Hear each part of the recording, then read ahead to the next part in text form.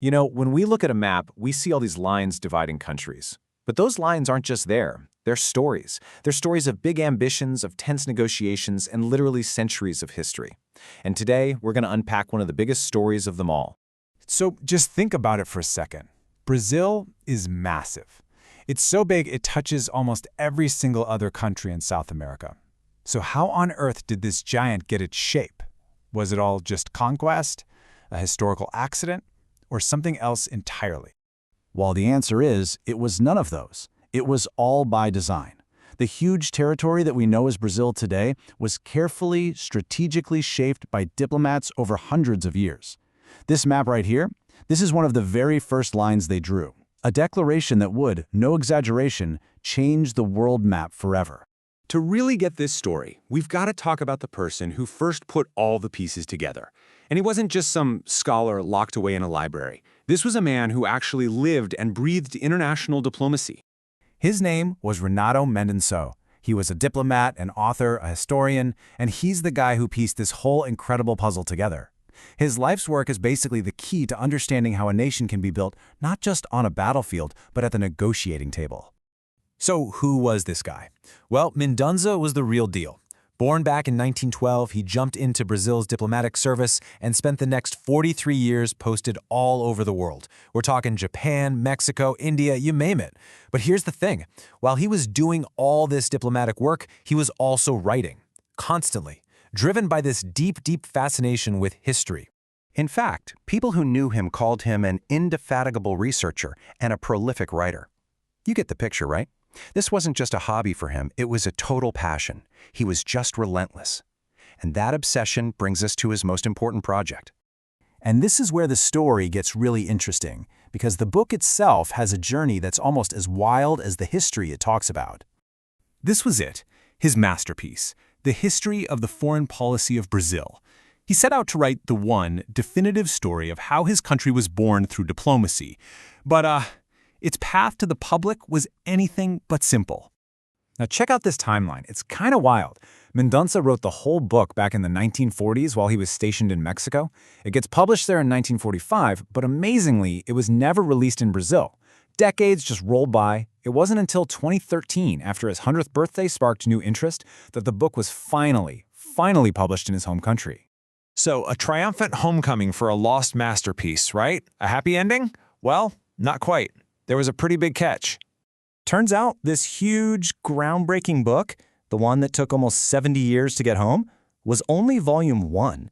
See, Mendonça had planned a whole trilogy, but the other 2 volumes, the ones that would have finished the story, they were never published. So all we have is the very beginning of his grand vision. But wow, what a beginning it is. So let's crack open that first volume and see the incredible story it tells. This is where we get to the real heart of how Brazil got its shape. Mendonça's book zeroes in on the most important period, from 1500, when the Portuguese first showed up, all the way to 1825, when Brazil officially became an empire. He's basically telling the story of how Brazil went from being just a vague claim on a map to a defined, independent nation. And the whole story really hinges on 2 crucial treaties. First, you've got the Treaty of Tordesillas in 1494. This is where the Pope literally drew a line down the globe and said Spain gets this side, Portugal gets that side. It was all theoretical. But then, fast forward about 250 years to the Treaty of Madrid in 1750. This one was a total game changer. It basically tossed out that old line and brought in this new idea called uti possidetis. It's a fancy Latin phrase that just means, as you possess, so you may possess. In other words, borders should be based on who's actually living there and controlling the land. That simple idea is what gave Brazil something that looks a lot like its borders today. And this is such a perfect way to see that connection. On the left, you've got the seats of power in Europe, Spain and Portugal. And on the right, you see the direct result of their decisions, a line drawn across a continent thousands of miles away. It's just such a powerful link between a couple of signatures in a European palace and the future of millions of people. And looking at the actual script of these old documents, man, it really brings it all home. These weren't just abstract chats. They were legally binding agreements, written by hand, that literally had the power to create nations on a scale the world had never seen before. So you might be wondering, why does this one, unfinished book from the 1940s, written by a diplomat in Mexico, still matter so much today? What's the big deal about Mendonça's legacy? Well, it's because his work did way more than just list a bunch of dates and names. It gave Brazil a deeper understanding of itself. For the very first time, here was a complete, detailed story of the country's diplomatic origins, grounding its identity not just in war or culture, but in the careful, deliberate art of nation-building. And that legacy isn't just sitting in a dusty old book. It's alive. There's a foundation in Brazil today, the Casa do Penedo, that takes care of his entire personal archive. We're talking photos, letters, his original handwritten notes, even his personal belongings. It's all there, letting new researchers continue the work that he started all those years ago. When you boil it all down, Renato Mendonça's contribution was just profound. He didn't just write down what happened.